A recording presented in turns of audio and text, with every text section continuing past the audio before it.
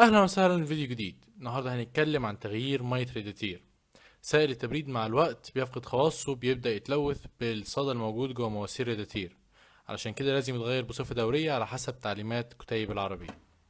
زي ما هنشوف عندي في القربة مليانة صدى ورواسب، ولكن المية لسه محافظة على لونها. ده لأنها لسه غيرها من قريب. قبل ما تفتح غطا ريداتير اتأكد ان الموتور بارد، لأن منظومة التبريد منظومة مضغوطة. لو فتحته والعربية سخنة، المية ممكن تطلع بضغطها وحرارتها وتأذيك. طبعا الغطا عندي كان محتاج يتغير، مليان صدى ورواسب ومهترئ. اول خطوه هنفك فيها قربة الميه عن طريق هنفك الصاموله والمسمار دول. اول حاجه فكيت المسمار اللي تحت وبعدين الصاموله اللي فوق. طبعا هي بتختلف من عربيه لعربيه، لكن اغلب العربيات بيبقى فيها مسمارين تحت وواحد فوق. ودي واحده من طرق كتيره جدا لتغيير ميه ريداتير، ولكن دي الطريقه الاكثر استخداما في مصر. بقية الطرق هعمل عنها فيديوهات قريب، فاتاكد ان انت مشترك في القناه علشان توصلك كل الفيديوهات الجديده. بعد ما طلعنا القربة هنغسلها. مفيش طريقة معينة لغسيل قربة المية، ولكن انا ما كانش عندي مية بضغط عالي. لو عندك مية بضغط عالي هتوفر عليك كتير جدا، عشان تطلع الرواسب اللي بتبقى موجودة في قاع القربة. لكن انا كان معايا مية بضغط عالي، ضغط عادي. استخدمتها واستخدمت المنظف اللي اتكلمنا عنه الفيديو اللي فات، ورجيتهم كويس، واستخدمت فوطة علشان اشيل الرواسب اللي في قمة القربة. طبعا مش لازم اقول لكم ده احسن وقت تنظف فيه الوساخه اللي بتبقى ورا قربة الميه، لان مش هتفك القربة تاني كتير. لو عايز تعرف ازاي تنظف الوساخه دي او ازاي تعرف تنظف الموتور كاملا، شوف الفيديو اللي فات. بعد كده جبت قطنه ومسكتها بفورسبس، ودخلت جوه القربة عشان انضف كل الرواسب اللي على الجدران. الموتور بيبقى خارج منه خرطوم وداخل ليه خرطوم. احنا هنفك الموتور اللي خارج من الموتور داخل الريداتير، وده بيتفك ببنس عادي، وبعدين تفصل الخرطوم بعيد عن الريداتير. طبعا هو هينزل شويه ميه، بس طبيعي العربيه بارده فالميه مش تبقى سخنه قوي. وجه الخرطوم بحيث ان هو ما يطلعش الميه على المراوح وعلى اي اجزاء من اجزاء العربيه، لان الميه بتبقى طالعه سخنه جدا. طبعا هتدور العربيه. عشان ليه بندور العربيه؟ عشان عايزين نسخن العربيه عشان الترموستات يفتح، فالميه تمشي تدخل الموتور وتطلع منه تاني. وهي طالعه هننزلها تحت. طول ما العربيه بارده هتفضل تنزل بالراحه لغايه ما المروحه تشتغل، معناها الترموستات فتح، الميه تنزل جامد. اتاكد التكييف السخن مفتوح. لما التكييف السخن يبقى مفتوح، الميه هتدخل على سربنتينة الهواء السخن، وبالتالي كل الميه القديمه اللي في النظام هتطلع. مع الوقت العربيه تبدا تسخن والميه تبدا تكتر.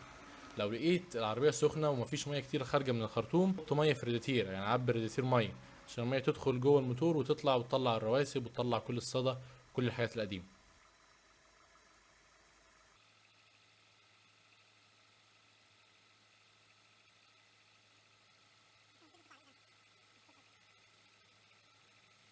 الوقت بقى هتبدأ تلاحظ ان ازاي المية الخضراء او المية الملونة، سائل التبريد يعني، ازاي تركيزه هيبدأ يخف. هتلاقي فيه رواسب وصدى طالعين مع الوقت لغاية ما المية تبقى شفافة تماما. طبعا مية ريداتير هعمل عنها فيديو كامل عن انواعها وطرق التخلص منها. الفيديو ده جاي قريب، فاتأكد انت مشترك في القناة عشان توصل لك الفيديوهات دي. دلوقتي المية سائل التبريد الاخضر بدأ تركيزه خف جدا، وبقت المية طالعة مية حنفية عادية، ولكن مليانة صدى ورواسب.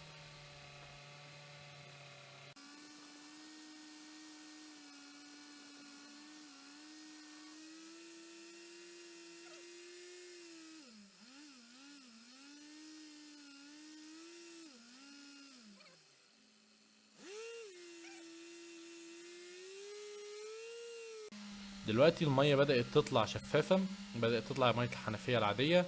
وعشان كده الخطوة التانية دي في ناس تعملها مية مقطرة أو مية معدنية، لأن الخطوة دي بس عايز تطلع مية الحنفية أنت دخلتها بره النظام.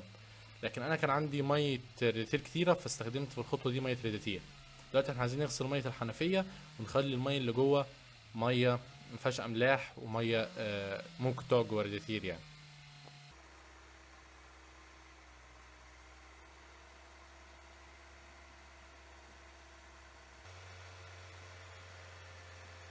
طبعا دلوقتي هنلاحظ ازاي ان كل المية اللي خارجة هي مية ملونة، مية ريداتير.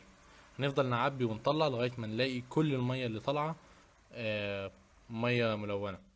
ساعتها بقى هنروح تاني نركب القربة،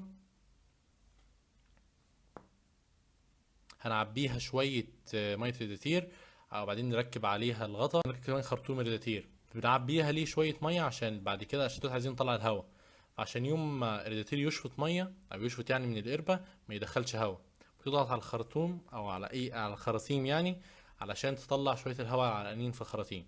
وبعد ما تعبي الرادياتير كمان اضغط على الخرطوم الراجع علشان تطلع كل الهواء اللي كان فيه. بعدين هتدور العربية.